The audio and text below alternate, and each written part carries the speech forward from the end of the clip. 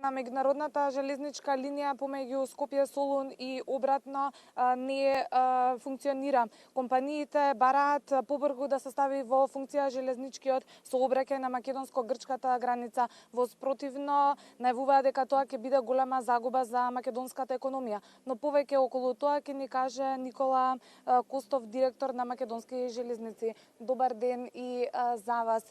Што значи ова за корисниците на товарниот железнички сообраќај и за економијата? Прво би кажал дека најголем губитник во цела оваа ситуација се македонски железници, а во севкупно и македонското стопанство. Јас кажав дека нашите штети кои што досега ние ги имаме претрпено од ова блокада или овој затвор на железничката линија и до мене и Гевгелија се некаде околу 1 милион евра. И ако ги земеме дека сите овие губитоци, недостатоци или трошкови кои што ги имат македонските фирми или македонското стопанство, значи штетите може да се мерат над 2 милиона евра. Према тоа, јас веднаш да ви кажам дека ние сме во ситуација кога фактички не можеме да извршиме ни еден превоз на релацијата према југ или од југ према Македонија. Се обративте до Европската комисија и меѓународната железничко здружение.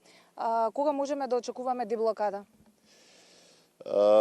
Нашето јавување или нашите контакти се со Европската унија, со Меѓународната унија на железници во светот.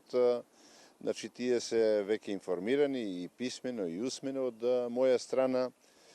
Добивме некои информации од нивна страна дека ќе се обидат да направат било каков обид во некоја интервенција за деблокирање на железничката линија, бидејќи пругата, нашата железничка пруга или железничка линија е блокирана од земја членка на Европска унија, тоа е Грција.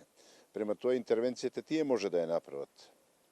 Јас би кажал дека јас сум и во секојдневни контакти со грчки железници или поточно со генералниот директор на грчки железници, од кого што добивам секојдневни ветувања дека тоа ќе биде на дневна основа, меѓутоа на жалост еве сликата се повторува без никаква интервенција или без некој датум, фиксен датум кога тоа ќе биде отворено. Така да не можам да кажам да бидам јас оптимиста кога таа линија ќе биде отворена.